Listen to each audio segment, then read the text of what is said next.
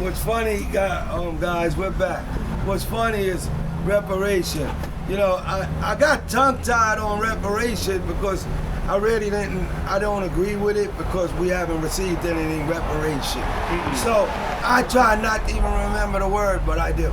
So, you know, going back on that note that I've dealt with people much older than me and I got a little age on me. I'm actually blessed, you know. So I dealt with people older than me and they kept telling me about this 40 acres in the mule and this and that. But if you notice, they took Black History out of the schools. They took praying out of the schools.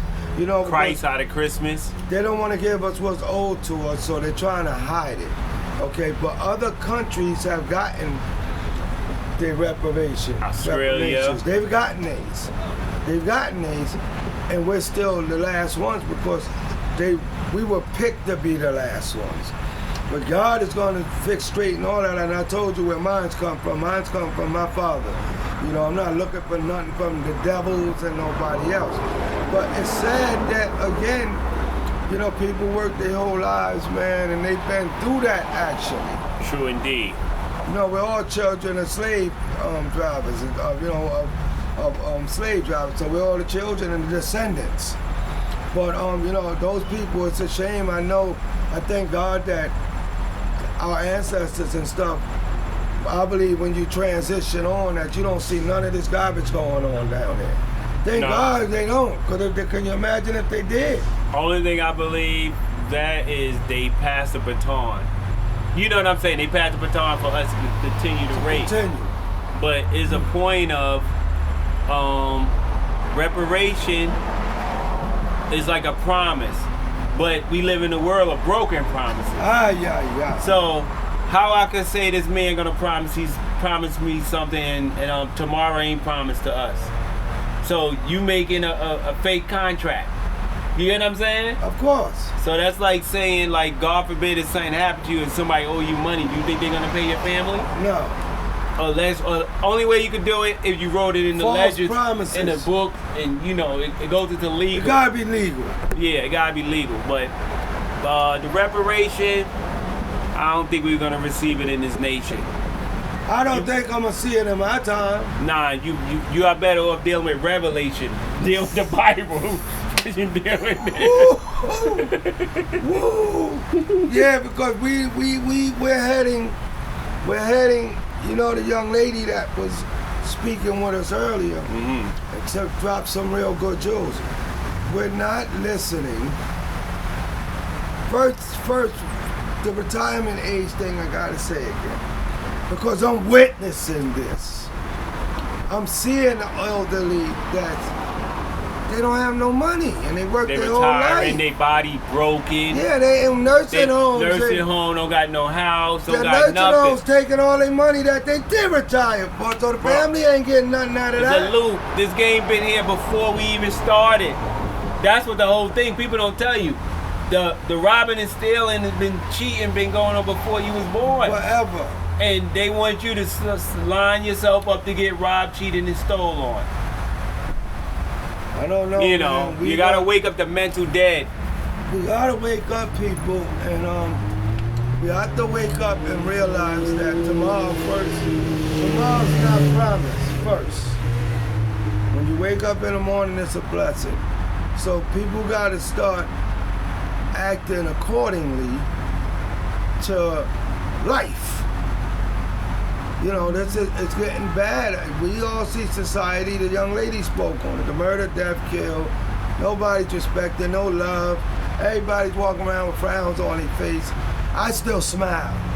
People walking around with frowns on their face. And I know coming up where I come up in the days I come up, all of that frown was just a cover up that you scared, really.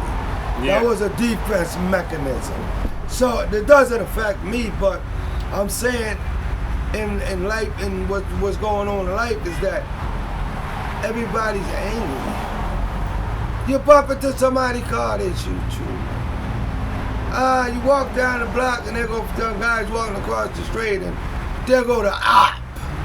We didn't talk like this. The girls are talking about suck me and bleep, bleep, bleep. And come on, bro, where's this coming from? The parenting, like I said, for your neighbor can whip your ass. Bro, Now, we do house party. Yeah, we didn't even come go on. club. We do house party. Remember house party? We jam in people's house, respect people's house, and leave. Even if it was a fight, it was just a one-on-one fist fight, and that's it. People cleaned up and you left. Yeah, some people got chased from us other side of town. You know how it go. It's terrible, and I don't think we're ever gonna get what we owed. We gotta work for what we owe. We gotta hustle, scrap, and we gotta get together with people who's thinking the way we're thinking, or the way I'm thinking. We gotta get together with those type of people and put something together to make it better for later for our children, grandchildren, because who's giving up? We get nothing. For things to fall in unison, but like how we say, even the reparation, like how we talk about before, like an Emancipation Proclamation. Your freedom papers is titled to land, house, property. If it's not that, everything else is just wither in the air. It's hogwash. It's hogwash. It's garbage. Clothes. It's gibberish. It's all cars, the above. nothing. Means nothing. The if guy you don't have a roof over your head. It's hogwash. If you don't got a roof over your head. You need a place to park the car. You need a place to store your clothes. You need a place to eat. Right? People are not buying homes, brother, I'm gonna say this, I know this. I see the lines, I see the people, and I know people. A lot of people are afraid to buy homes now. Why? We were coming up, why? Because it's a lot of scamming going on. Okay. It's a lot of, it's the economy. Because you can have this good job today and don't have it tomorrow. Now, I know people that brought homes and then a month or two later, they lost their job. But that's why you gotta have a hustle. You gotta have a hustle. Listen, they don't stop people from opening up businesses. No. Right? You ever seen that? No. You ever seen them say, you can't open up a business, you can't do business? No. So you gotta take that role.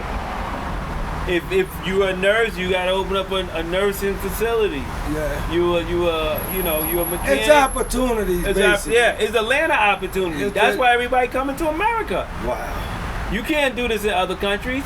No. You can't go around and detail people's cars and make a living. You can't go around and do breaks for people to make a living. You can't even talk bad about the president in another country. Exactly, in the dictatorship. They'll lock you up and throw away the the TV programs. Knowledge is infinite. That's why you gotta gather you gotta use it. Gotta use it. We gotta build businesses. We have to and support. Come together and support each other. And support business. But black people need a rule book on business. They gotta open up early. They gotta close at a decent time. And they gotta get paid. You can't go in a black business and expect things for free. No. Cause they got employees too. Yeah, so I'm glad you're speaking on that too, brother, because that's what happened, and I know a few people too who have businesses. One was I had a nephew that had a business, and everybody wanted the free sneakers. You want this, you want that, and everything else. I guess he got aggravated and just said, "I'm not going to do it." And he gave away everything. Come here, Roxy. Hey, and he gave away everything in the business. He looking for his sister.